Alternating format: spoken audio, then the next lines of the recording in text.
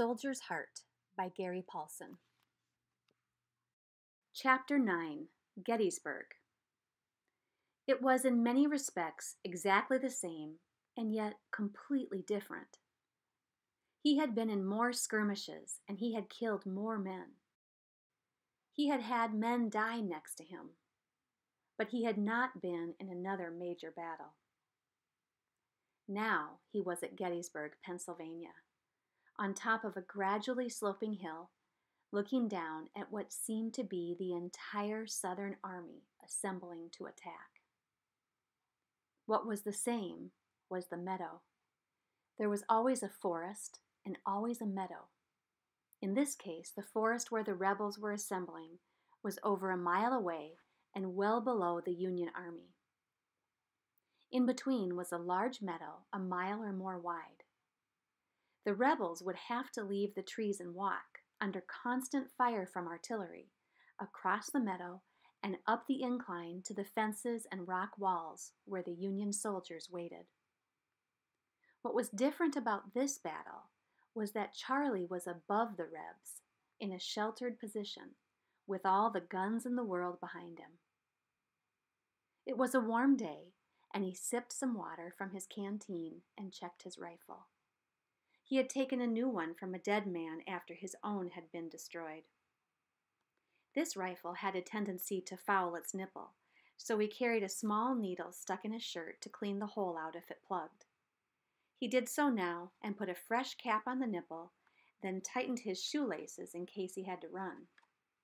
That was always in his mind. Either run at them or run away. He did not want to stumble. He peeked through the rock wall again and saw the Confederate artillery wheeling their cannon into place. The Rebs would try to prepare the hill with artillery before their charge, and as Charlie looked, the first batteries began firing. Soon, they were all hammering away. It was the worst barrage Charlie had undergone. Shells burst overhead and killed men and horses and destroyed some Union artillery and rear positions. But it could have been far worse. The line of Union troops waiting to take the Confederate attack were at the brow of the hill, which dropped away to their rear as well. The rebel artillery was massed and firing heavily, but rounds aimed at the top of the hill that went even slightly high just passed over and exploded down the backside. Casualties were not as heavy as all the noise and smoke indicated. When shooting tapered off and the rebels started moving their massed troops across the meadow and up the hill, the Union artillery wheeled into position and tore into them with exploding rounds, chain and grape shot. The Confederates had to march through a storm of fire, and Charlie lay and watched them and nearly felt sorry for them. They were so brave, he thought, or foolish. They kept coming, even when thousands of them were down and dying. The cannon ripped them to pieces, wiping them out before they were even within rifle range, slaughtering them like sheep as they marched in even rows. Sometimes whole rows were dropped where they stood, so the dead lay in orderly lines. And still they came on. At first, it all seemed so distant, as if it was a stage tableau. Men marched, and they spun and fell, exploding red bursts into the air. But as they came closer, and Charlie could see what the artillery was doing to them, tearing, gutting, blowing apart, he could not believe that anyone would continue, could continue, against the fire. Yet they came on and on, close enough now so those not hit could return fire, and Charlie could hear their bullets hitting the rocks in front of him. And he thought, so this is what it's like to be safe, to fight from a good position. All right, up, men. The sergeants roused them. Ready to fire. Shoot low, take their legs out. Present, aim, fire. Charlie raised, aimed, and fired, all in less than 2 seconds. He did not know if he hit, did not care. He reloaded behind the wall, rose, aimed, fired, and thought, this is the way it should be done. The bullets over his head sounded like a storm, but they were all high, and he kept reloading and firing as the remaining Rebs screamed and started to run at the wall. Up, men, bayonets! Take them! Charlie did not think any of the rebels would reach the line, but they came on, torn and bleeding and many in rags. They yelled and came with bayonets, and for a moment it seemed they would carry it, win the hill, win the battle against impossible odds. But a colonel saw the danger and ordered the only unit still in relative shelter, the 1st Minnesota Volunteers, to make a counter-charge. They rose and went as one man, Charlie among them. Screaming their own yells, they tore down the hill at the rebel unit storming up the hill, and the two bodies of men collided in a smash of steel and powder, standing toe-to-toe, hacking and shooting at each other, neither giving, climbing over the bodies of friends to hit enemies, Charlie in the middle, jabbing and screaming until he was hit, and hit again, spun and knocked down, and he saw the red veil come down over his eyes and knew that at last he was right. At last he was done. At last he was dead. Chapter 10, June 1867. He could remember all the sweet things when it had started. Waving pretty girls, southern summer mornings, cheering children, dew on a leaf. When all his thoughts came on to being gray and raining, and the parades were done, and the dances were done, and the killing, he thought of it as butchery more than killing, was at last done. He could remember all the pretty things. He was 21 now, just getting to where he should be studying on marriage and raising some young ones, finding some land to work and improve. But it wouldn't be that way for him. He was too old. Not old in years. In years, he still hadn't started daily shaving or learned about women. But in other ways, he was old. Old from too much life. Old from seeing too much. Old from knowing too much. He was tired and broken, walking with a cane and passing blood, and he knew it wouldn't be long for him.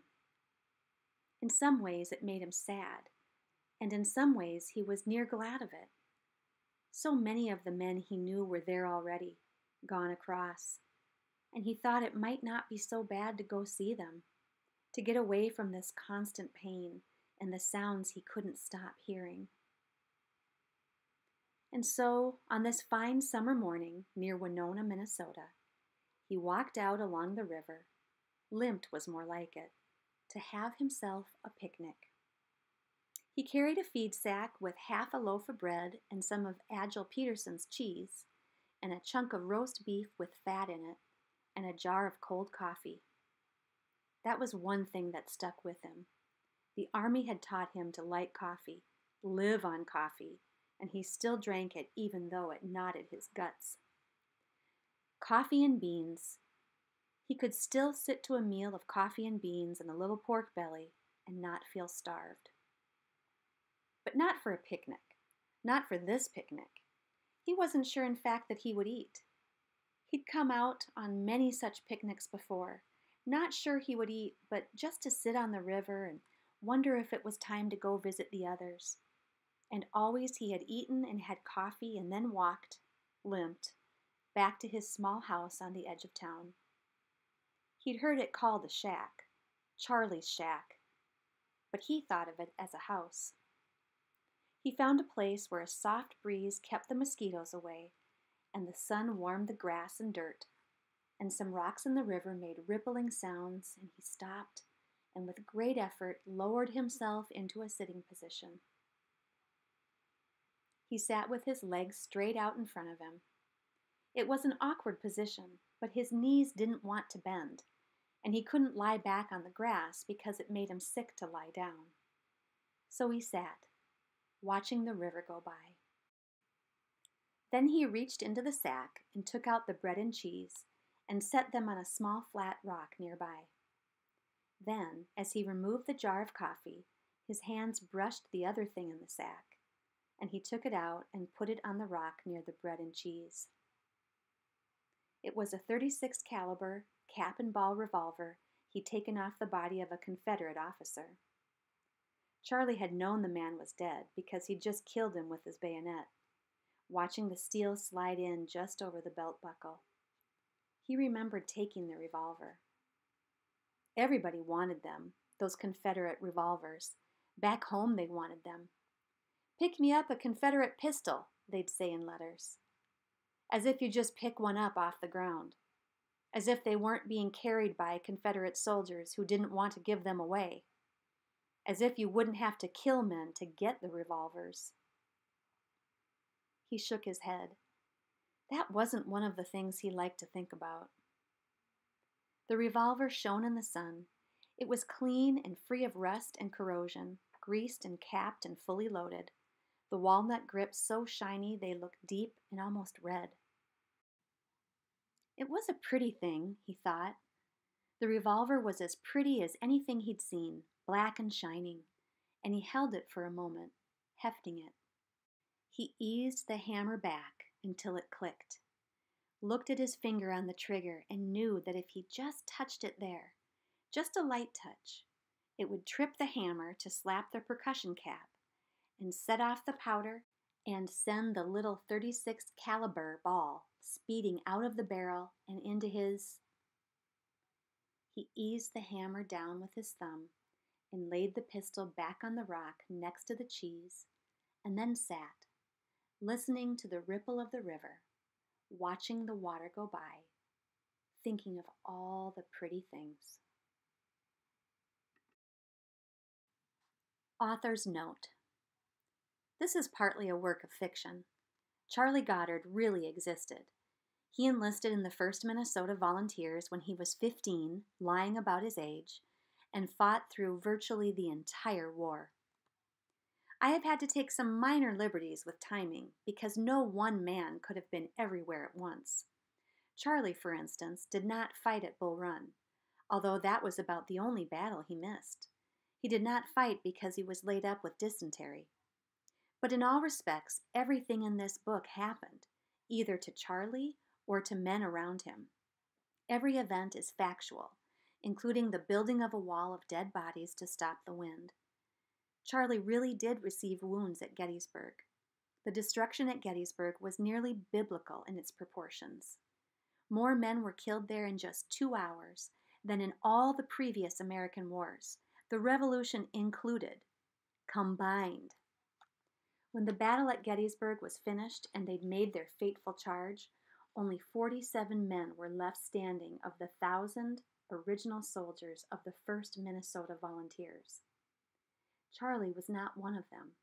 He was hit severely, and though they patched him up as best they could, and he managed to fight in later actions, his wounds did not heal properly, nor did his mental anguish. When the war was finished, he went back and tried to hold jobs, and couldn't, eventually running for county clerk on the basis of his war record. He was elected, but before he could serve, his wounds and the stress took him, and he died in December 1868. He was just 23 years old.